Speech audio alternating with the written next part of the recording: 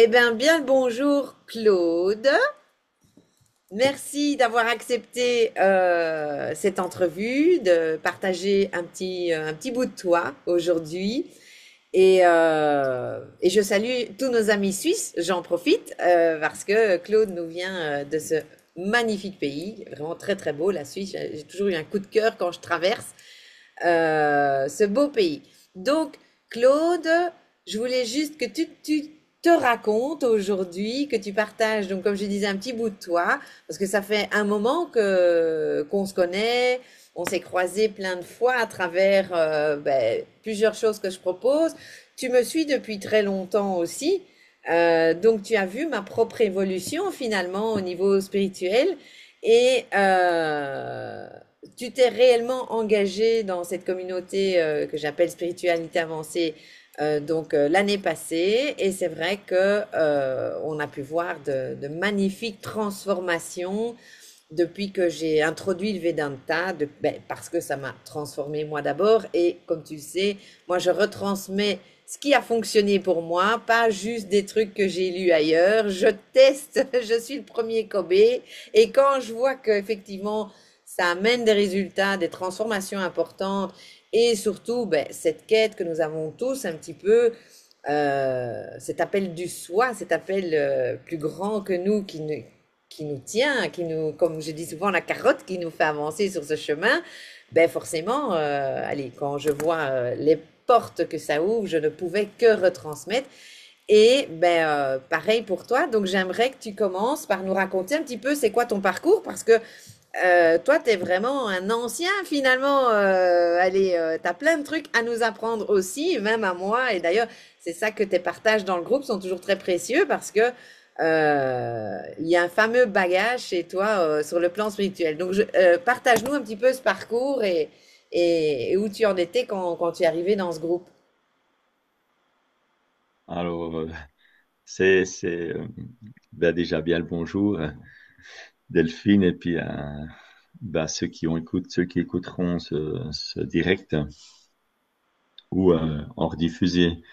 C'est difficile de dire mon parcours, bref, parce que c'est sûr que j'ai déjà un beau parcours sur le travail sur moi.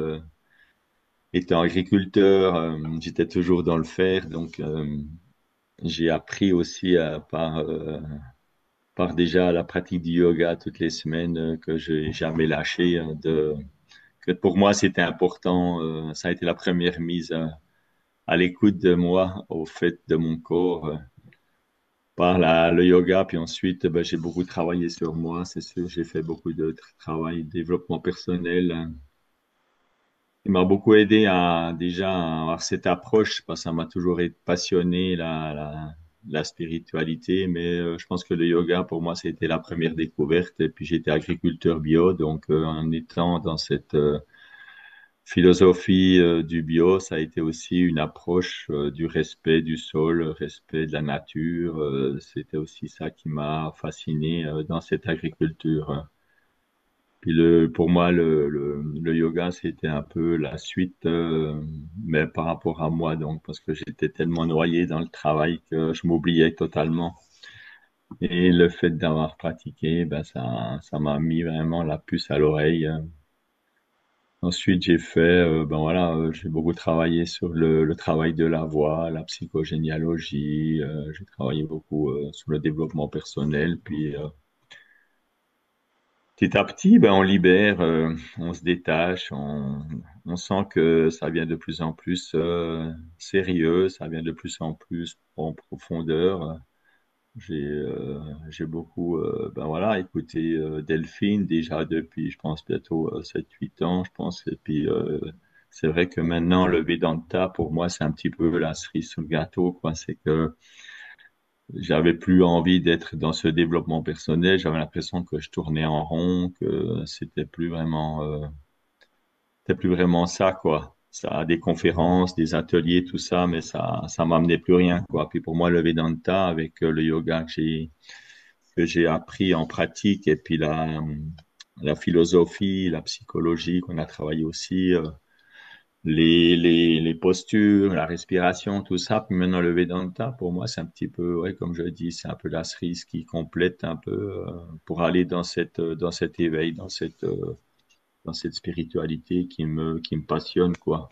C'est un peu le temps qui me manque parce que j'ai des journées bien remplies, qui me manque un peu pour étudier, pour pratiquer peut-être plus. Mais voilà, c'est vraiment une pratique dans le quotidien, c'est ça qui est intéressant. Ce Vedanta, c'est qu'avec Delphine, elle nous met vraiment dans l'instant avec des outils dans le quotidien. Puis c'est vrai que maintenant je le pratique, ces outils qu'elle nous transmet, qui sont vachement intéressants parce que c'est plus du développement personnel, c'est du pratico-pratique, quoi.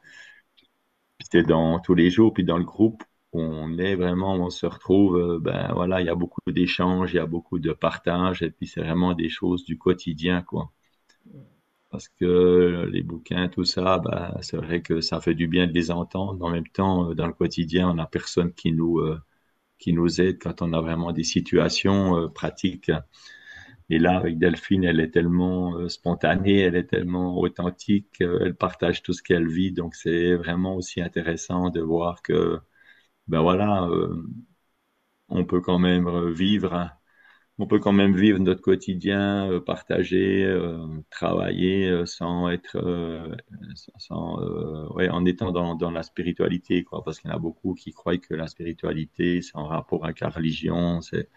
Puis là, ben, c'est pas du tout ça. Moi, quand j'ai commencé la spiritualité, c'était pas pour venir curer ou quoi que ce soit. C'était juste de me sentir libre, de me sentir libre. Et puis c'est vrai, quand on en parle, même dans les cours de yoga, j'essaie d'en parler, mais c'est pas toujours. Je sens que les gens sont encore un peu réticents, quoi, par rapport à cette religion. Puis c'est ça que j'ai vraiment envie de transmettre par la voie du yoga, par la pratique, c'est d'aller dans cette liberté intérieure, parce que pour moi, je me sens beaucoup plus libre qu'il y a 10 ans en arrière, quoi. J'ai plus vraiment de peur, j'ai pas peur de manquer, alors que quand j'étais à la ferme, j'avais noté les peurs qui me tétanisaient, j'en avais une page à quatre, et puis c'était une ligne par peur, donc c'était incroyable, quoi. Donc Wow. j'étais vraiment dans ces peurs, peur de plus être reconnu, peur de plus être aimé, peur de la culpabilité, peur de manquer d'argent, peur de mourir, peur de pas pouvoir arriver à récolter mon fourrage par rapport à la météo. Il y avait tout le temps des peurs, peur qu'il fasse trop froid pour que l'eau gèle dans les écuries. Mais j'ai tout le temps dans les peurs. Puis maintenant, bah, c'est sûr, je suis plus agriculteur. J'ai remis la ferme à notre fils, mais j'ai plus ces peurs-là, quoi, parce que c'est sûr, c'est différent. Je suis plus indépendant, mais je me rends compte que je me suis détaché de tout ça, quoi. Et finalement, bah, c'est prendre la vie comme elle vient, quoi.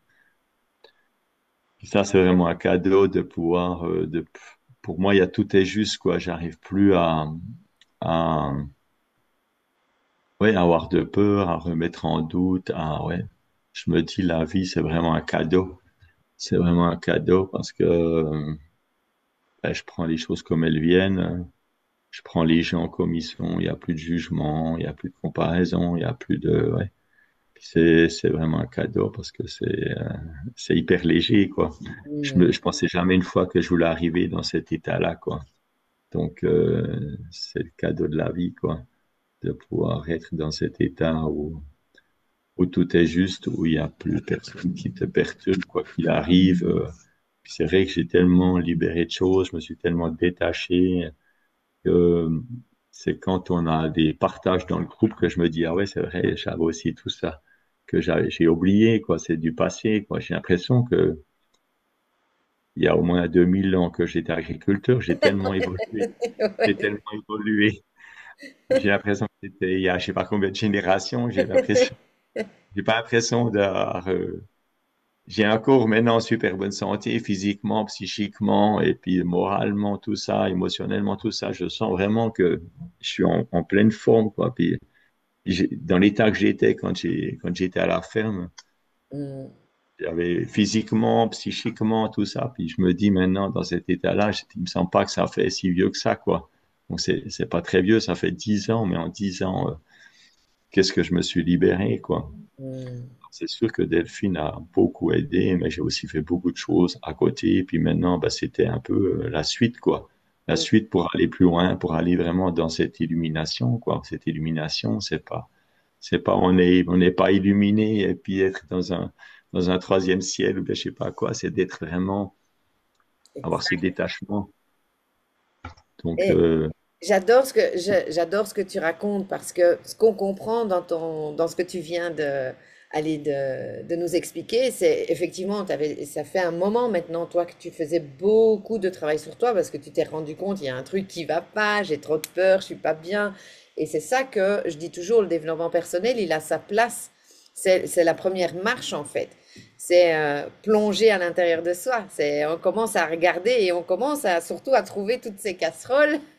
On commence à voir tous les nœuds qu'on a créés, tous les problèmes, tout ce qui a été hérité aussi, parce que on ne fait pas que créer les problèmes, on en hérite aussi une partie. Et ce qui est magnifique, c'est quand tu expliques qu'à un moment donné, genre, allez, ça a saturé, quoi. T'as réparé plein de trucs, t'as grandi, t'as vu toi-même ton évolution, etc. T'as fait déjà sauter toute une partie de peur et tout, mais tu t'es rendu compte à un moment donné, ok, j'ai l'impression d'avoir fait le tour et je vois que, il n'y a plus rien qui avance, il n'y a plus rien qui bouge. Ça, c'est typique des gens allez, qui voient le Vedanta arriver dans leur existence, parce que c'est pas eux allez, on ne va pas vers le Vedanta. C'est vraiment un peu comme le dicton qui dit quand l'élève est prêt, le maître se présente. Et le Vedanta, c'est vraiment ça en fait. C'est vraiment cette cerise sur le gâteau, pour reprendre tes propres termes, qui arrive quand l'élève a atteint une certaine maturité.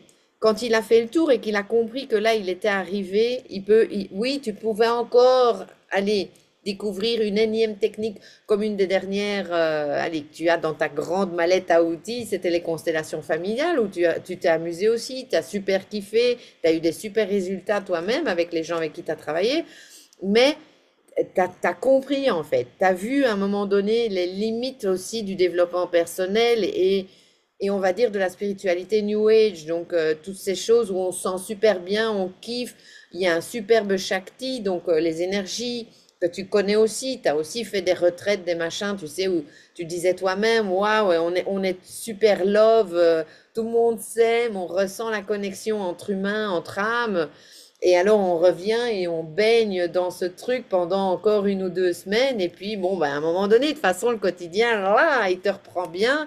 Comme tu le disais, en plus, toi, tu es allez, une nature rajastique.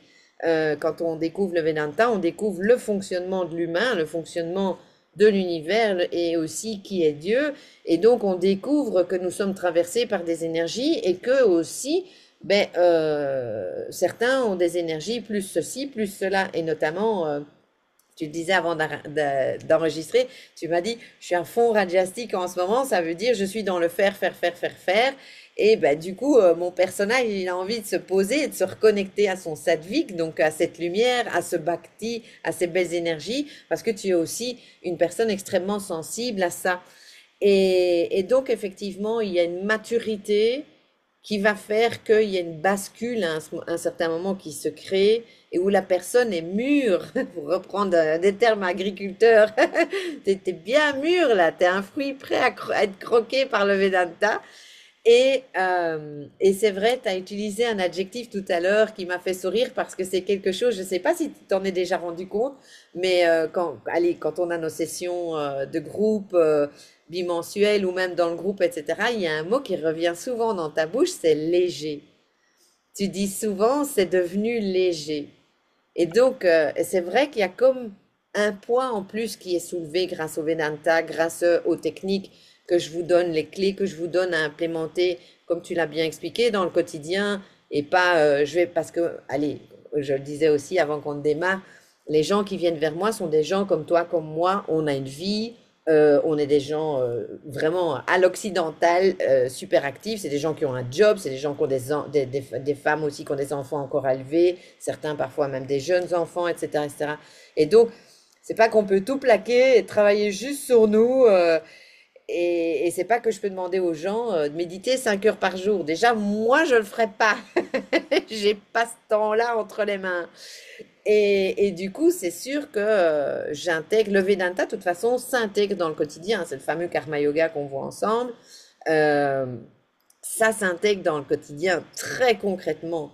C'est le quotidien et la pratique. Et le fameux sadhana, comme on dit en spiritualité, la pratique spirituelle. Donc, c'est vraiment ça. Le parcours t'a expliqué, c'est vraiment une belle démonstration de ce que c'est quelqu'un qui est mûr pour vraiment ben, ouvrir la porte finale. Parce que, comme le Vedanta nous le dit toujours, hein, une quête, si ce n'est pas pour l'illumination, allez, ça sert à rien. C'est une vie gâchée, une vie perdue. Il va falloir revenir en faire une autre. Et justement, tu parlais de, au-delà de la légèreté, tu as mentionné plusieurs fois aussi être libre. Tu as dit à un moment donné, je voulais être libre, me sentir bien, me sentir libre. Et effectivement, allez, le Vedanta ne parle pas d'illumination parce que l'illumination en elle-même, c'est très concrètement expliqué. C'est le fait que nous sommes des reflets de la conscience qui nous illuminent et qui permettent de voir les formes que nous sommes.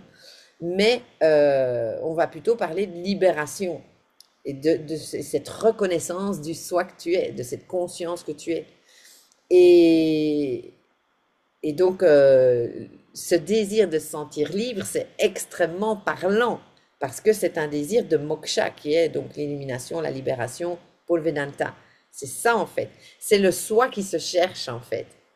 Hmm. Et parce que plus tu déconstruis ton personnage à force de développement personnel, plus il y a cet appel du soi, c'est un appel intérieur. Et c'est ce que je disais allez, dans mon entrevue avec Valérie précédente, c'est vraiment quelque chose d'intime en fait. C'est un dialogue entre soi et soi, pour le coup, le petit soi avec le grand soi, on va dire ça comme ça. Donc, c'est magnifique ce que tu racontes. C'est vraiment beau parce que allez, c'est aussi assez typique des gens qui arrivent au Vedanta. Et je voulais maintenant, allez, que tu nous partages par exemple des moments waouh. Quand est-ce que tu as vu vraiment l'impact du Vedanta dans ton existence? Tu sais, moi j'ai quelques idées, hein, j'ai des trucs, mais je ne dis rien parce que des fois on a des belles surprises. Où tu t'es dit waouh, ah effectivement ça a changé chez moi quoi.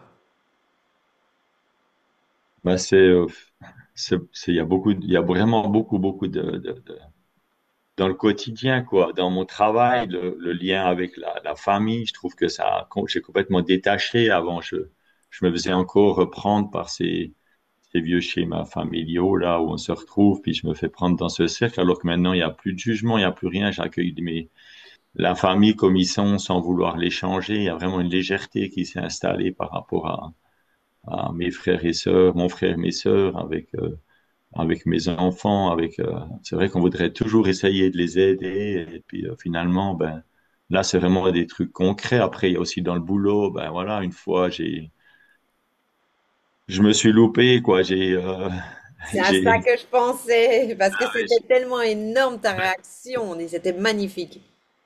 bah ouais, une fois, je suis arrivé en retard au travail, puis bah, c'est vrai qu'avant, j'avais la boule au ventre pendant une semaine, quoi, quand j'ai pas pu. Alors que là, ben voilà, mon chef m'a convoqué au bureau, et puis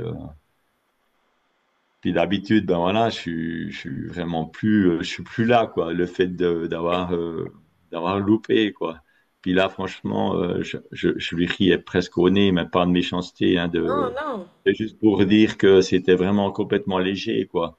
Alors que avant, ben, je n'étais pendant une semaine à me remettre le fait que je m'étais oublié le matin, donc il y avait un service qui avait pas eu lieu, où j'avais loupé le premier tour de service. Et puis voilà, il y a des gens qui n'ont pas été prises dans leur, euh, dans leur chemin pour aller se rendre au travail, quoi. Puis typiquement ça, c'est vraiment une chose que je me suis rendu compte que là, j'ai vraiment détaché, quoi. J'ai discriminé, comme dit. Puis ça, c'est vraiment c'est mon personnage, quoi. Puis je trouve ça, c'est pour moi, c'est vraiment un outil dans le quotidien, cette discrimination, quoi.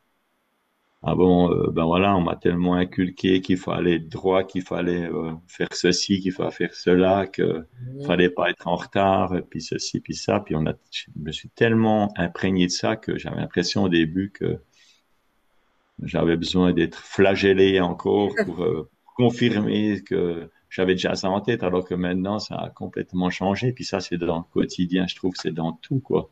Mm. Ça, c'est un exemple dans le travail, mais ça peut être partout, quoi, par rapport à des gens qui font des remarques par rapport à mon parcours, alors qu'avant, je les prenais au 3 quatrième degré, alors que maintenant, c'est complètement léger. Je me dis, voilà, c'est son personnage qui donne son ressenti, c'est tout, quoi. Puis c'est vrai que ce jeu de personnage, pour moi, ce poulet sans tête, comme tu dis, ça me parle beaucoup.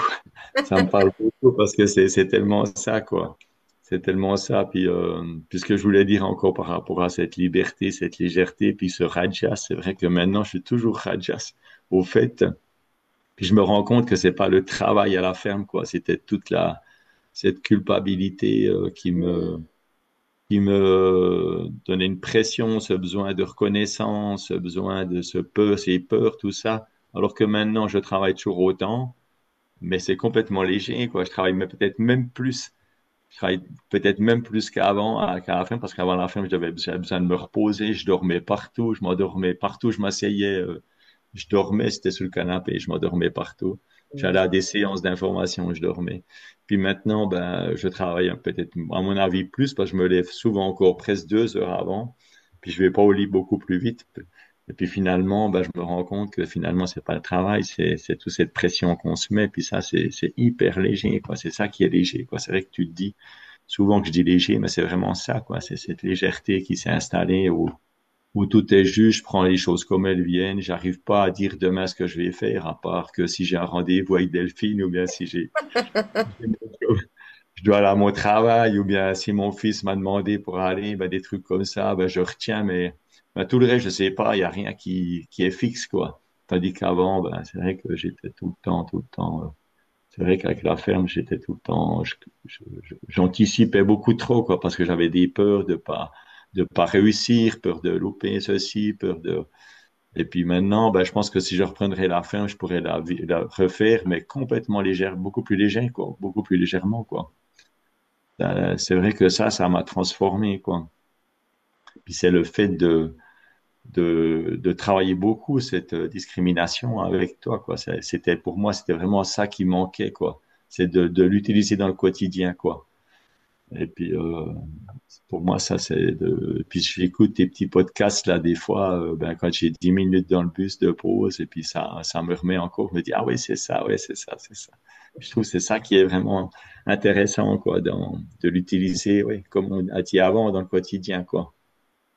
Oui, tout à fait. C'est pas je me prends un moment pour travailler ma spiritualité, genre de 4 à 5, et puis après je fais autre chose. Non, c'est tout le temps. Tout est occasion de pratiquer. Tout, allez, comme je disais, allez, au moment où je tourne cette vidéo cette semaine, un de mes clips, c'est tu peux atteindre l'illumination en faisant ta vaisselle. Pourquoi? Mhm. Parce que Karma Yoga et Viveka, la discrimination, et j'offre toutes mes actions à Ishvara. Et c'est exactement ce que tu fais depuis le Vedanta. Comme tu le dis, tu travailles cette discrimination, donc la différence entre le soi que je suis, qui est un touché intouchable, et le personnage que je vois à l'extérieur, et donc qui s'agite, qui a ses peurs. Et donc les peurs, qu'est-ce qu'elles font? Ben, elles font que du coup, j'essaie de contrôler qui je suis, ce que je fais, d'obtenir tel ou tel résultat. J'essaye de contrôler. Ça, c'est des choses qu'on voit beaucoup, évidemment, quand on se met à nu dans le groupe entre nous.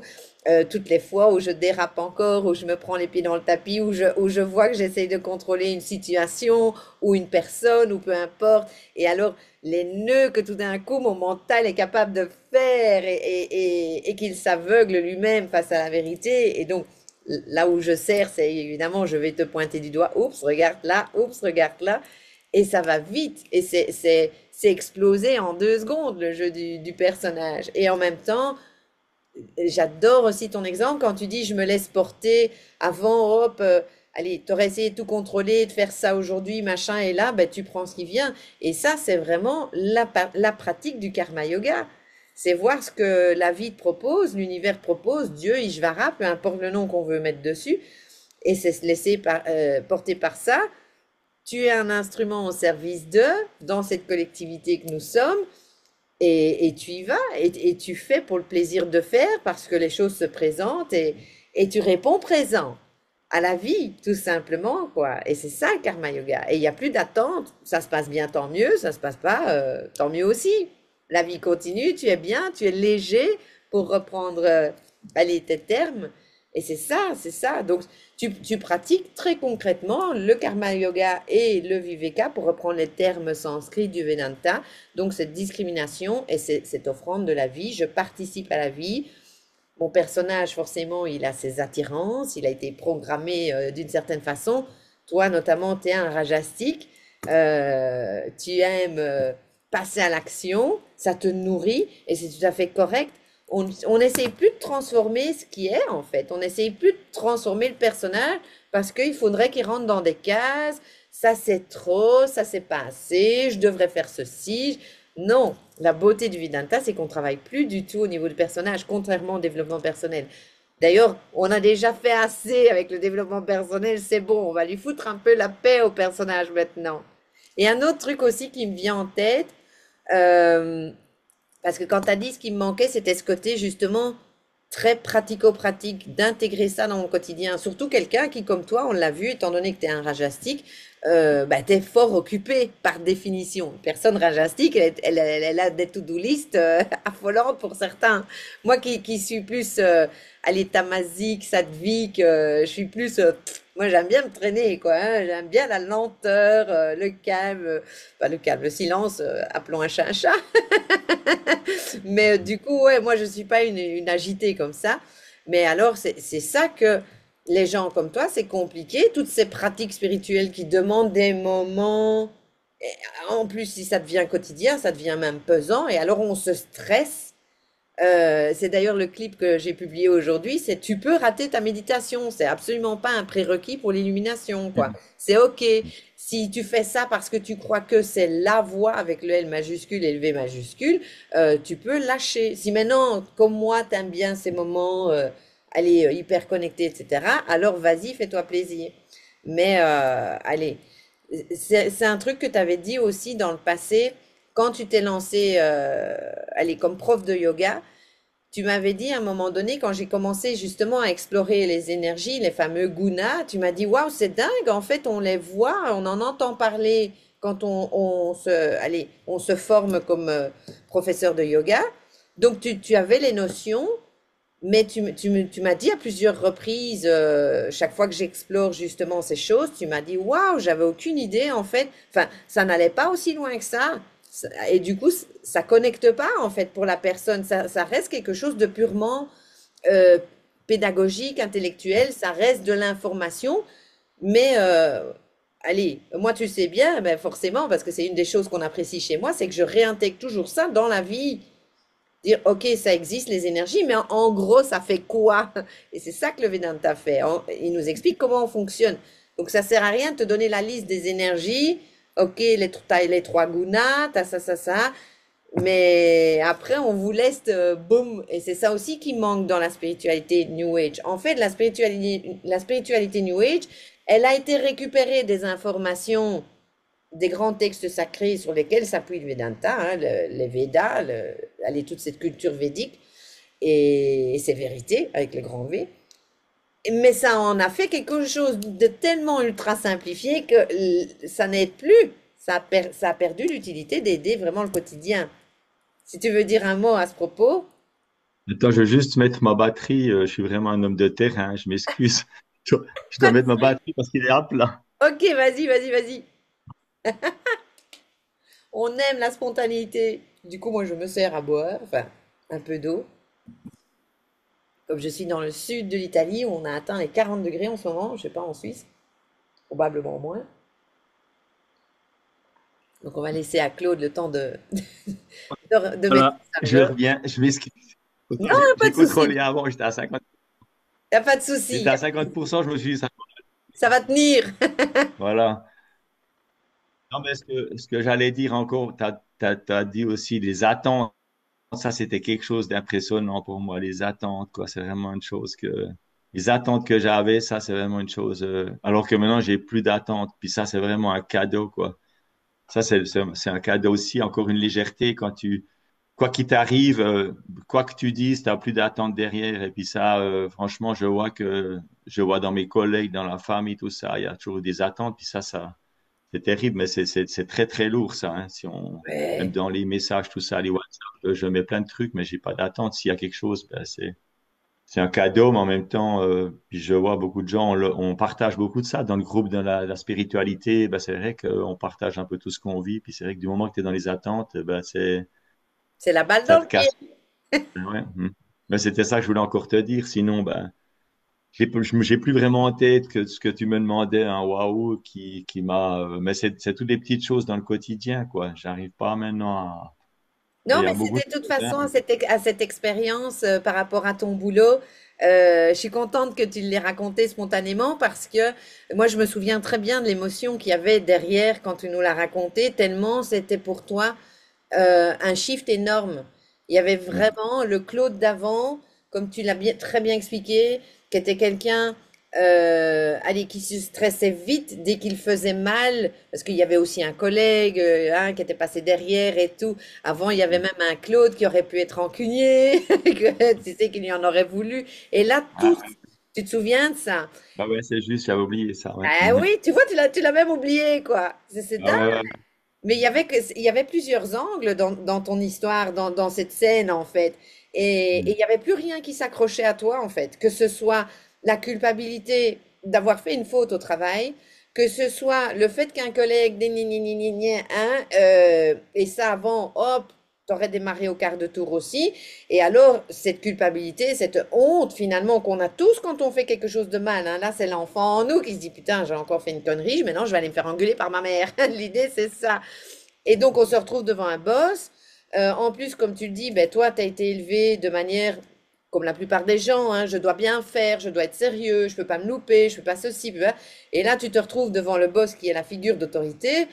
Et c'est le moment où ouah, tout se contracte dans le corps parce qu'on se sent mal, on sait ce qui va nous tomber. Et là, tu te retiens limite de rire parce que tu vois allez, l'idiotie de la scène. Pourquoi? Parce que tu te vois du soi, comme on le travaille dans le groupe, comme on le travaille à travers les enseignements.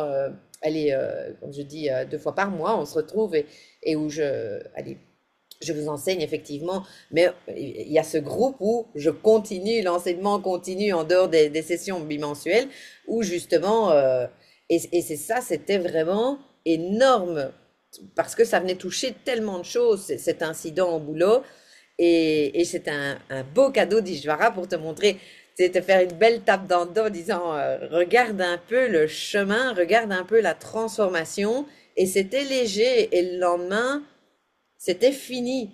Ce que je dis souvent, hein, euh, quand on atteint justement ce niveau d'illumination et qu'on se pose enfin dans le soi, il n'y a plus rien qui s'accroche. On a encore des casseroles, on a encore des problèmes en fait.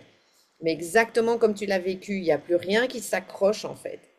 Ça glisse, j'ai envie de dire, Ouais. sous la carapace de notre indifférence. Sauf qu'on n'est même pas indifférent. C'est juste qu'on voit le jeu et on arrête de se prendre pour ce qu'on n'est pas surtout.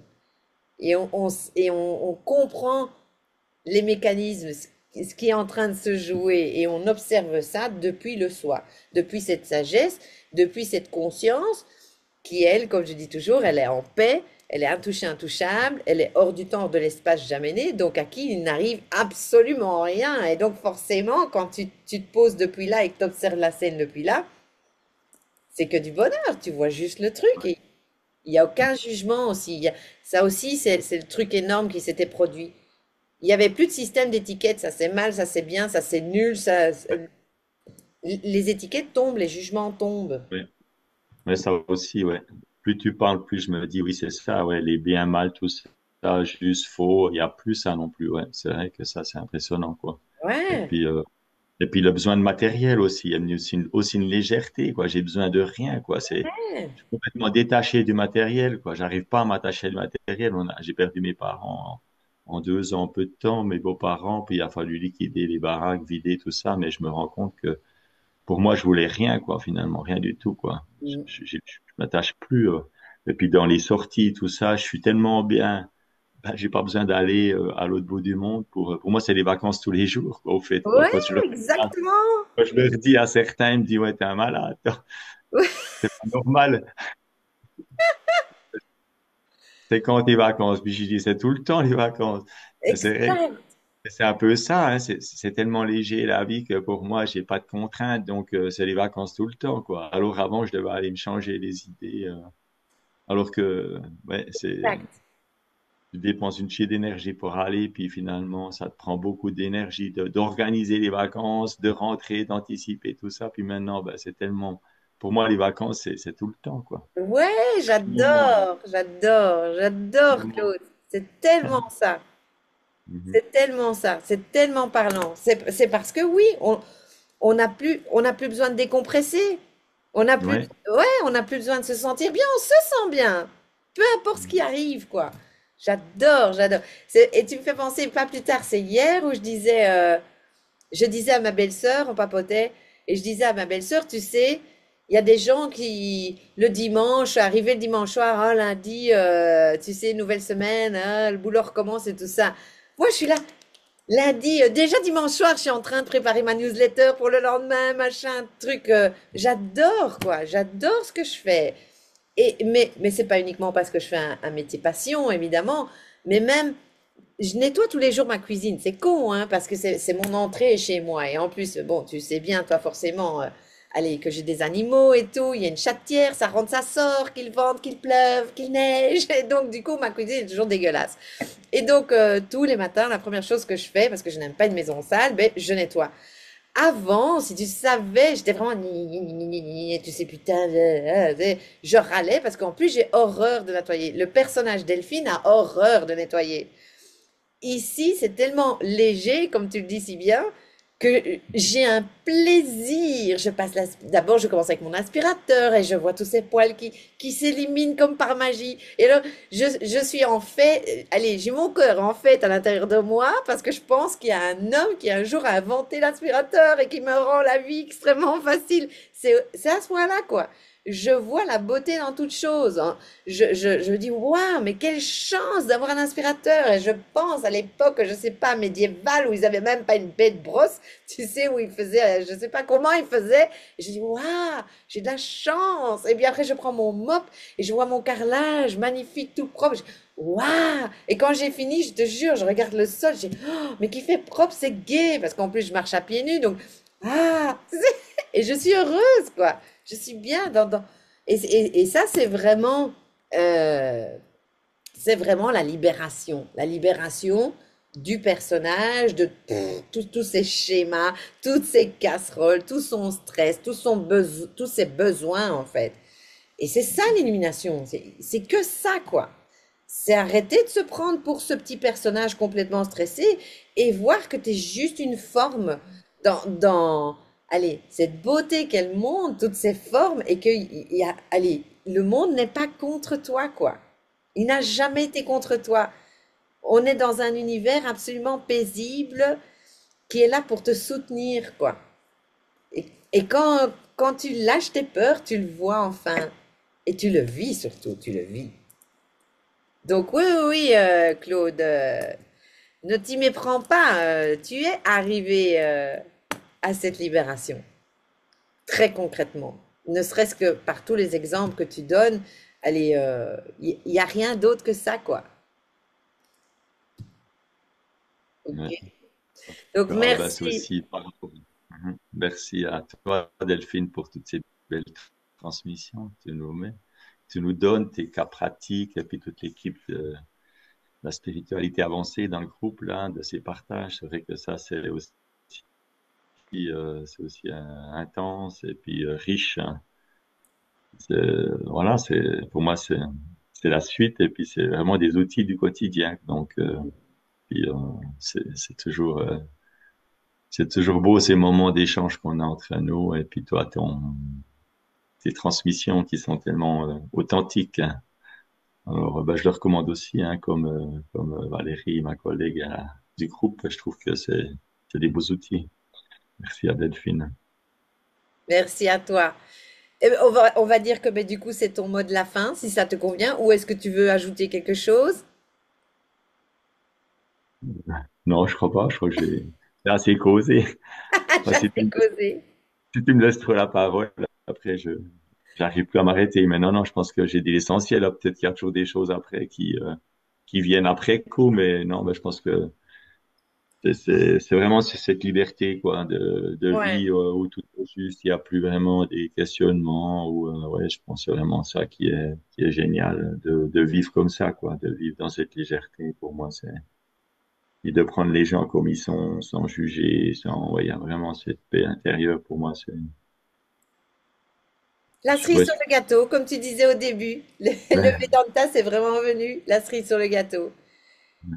Et magnifique, merci pour tes exemples de ton quotidien, parce que c'est ça que je tire de vous, tu sais, à travers ces entrevues, c'est de faire comprendre aux gens, quoi. C'est tout à fait possible de transformer littéralement sa vie, sa psyché, avec des outils doux, sans partir dans des trucs de performance, des tortures ou je sais pas quoi, ou des, comme je dis, des méditations pendant 5 heures, ou faire des mudras, des machins, parce que ça aussi j'avais essayé et tout, mais ça ne m'a pas convaincu, j'ai pas eu de grande transformation. Et c'est vraiment faire comprendre l'impact, quoi. Faire comprendre à travers des exemples hyper concrets comme le tien au boulot, merci, merci, ou comme Valérie dans l'entrevue précédente qui parlait, elle dans son cas, de son accident et de son arrivée aller aux urgences, son opération et compagnie, et des moments qui, pour elle, vient appuyer sur tous ces boutons, comme je dis. Tout comme toi, l'incident au boulot, ce sera venu appuyer sur toute une chier de boutons aussi. Et là, il se passe rien, quoi. On est en paix, on est bien et limite on se retient de rire parce qu'on voit, comme Valérie, quand les gens lui demandent mais tu devrais avoir mal, allez, qu'il la prenne maintenant pour une extraterrestre parce qu'elle devrait être au bout de sa vie. Ou toi aussi, on se pose des questions, mais Claude, t'es sûr, ça va parce que justement, ben oui, on a des réactions, allez, où on n'est plus justement dans ce système émotionnel, comme je le disais. Donc, je ne te tiens pas plus longtemps. Vu que Claude, comme on le disait, est un personnage rajastique aussi et donc a certainement plein de trucs à faire. Donc, je voulais te remercier pour avoir donné ton temps et d'avoir passé ce moment avec moi à partager un petit morceau de ta vie avec autant de transparence et d'honnêteté. Ça me touche toujours beaucoup. Merci, merci. Merci à toi. Je fais des gros bisous. Belle, De toute façon, nous, on se retrouve très vite dans le groupe. belle journée à Merci. tous et puis à bientôt. Merci Delphine. Bisous, bisous.